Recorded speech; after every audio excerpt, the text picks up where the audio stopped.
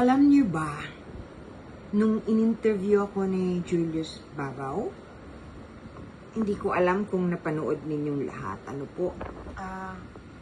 Doon sa hindi pa nakakapanood, panoorin niyo po. Kanina lang lumabas yun eh. And technically yesterday. Last night kasi umaga na pala ngayon. Anyway, hindi ko lang sinabi sa kanya.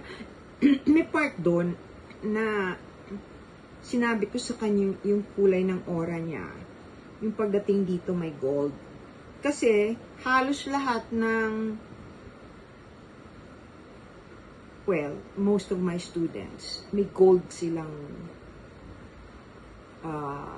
kulay sa aura nila sa may bandang ulo. Si Julius meron din.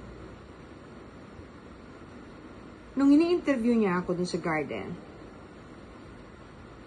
hindi ko sinasabi sa kanya. Meron part dun, hindi kasi sinali dun sa inedit out yun eh. Nung sinabi ko sa kanya na merong mga nandun sa puno at saka nandun sa likod ng camera na nanonood sa amin ng mga elementals. Sinabi ko sa kanya yon, ay talaga niya, talaga. Palagi ko may kutob din si Julius ko, ano siya eh. Alam mo, meron dong, she's a fairy, supposedly. Hindi ko pa siya nakakausap, pero alam ko, basta ang ganda-ganda niya. Ang suot niya, silver blue, na nagpipink, na nagva-violet. Yung parang nagiglitter. Of course, ako lang nakakakita. Pero yung cameraman, nakakaramdam siya. Sabi niya, meron akong nararamdaman dito sa may tabi ko. Parang may nanonood. Totoo. Ang pinanonood, hindi ako. Kundi si Julius. Parang type niya si Julius. Kasi, titig siya. Tapos, yung umiilaw-ilaw yung ganito niya. And normally, ang elementals, pagka babae, tapos yung ganong klase, pag excited or happy, alam niyo si Tinkerbell? Parang ganon.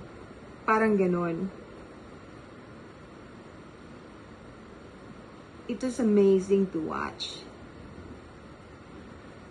Yung iba naman, meron pa nga doon yung para siyang ibon.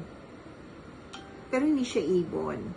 Tinitingnan niya, umiikot siya, tinitingnan niya yung cellphone na, at saka yung camera na ginagamit, na kinukunan kami. Tinitingnan niya yon, tapos tinitingnan niya kami. Para bang, I don't know kung naintindihan nila yung gadget natin, ano. I mean, you know, they don't need things like that. We're actually technologically advanced in a different way because we need it. They don't need that. Hindi nila kailangan yon. Sabi ko sa inyo, ang mga elementals, mas kailangan nila tayo, mas powerful tayo kesa sa kanila. Ang difference lang, mas mahaba ang buhay nila at hindi sila nakikita ng karamihan ng tao. Pero, ang hirap ng buhay nila, nauubos ang tirahan nila, halos wala na silang matirahang maayos. Nalulungkot sila dahil sa sitwasyon ng buhay nila. Isipin mo, haba-haba ng buhay nila, pagkatapos hirap na hirap sila kasi kahit yung mga batis, yung mga ilog, ang dudumi na. Mga puno, pinuputol, yung mga ganon. O, wag ko nang palungkutin yung kwento. Basta, nakita ko, parang kinikilig siya. Naku,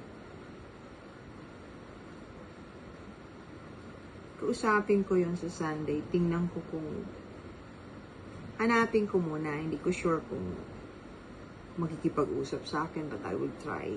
Tapos balitaan ko kayo.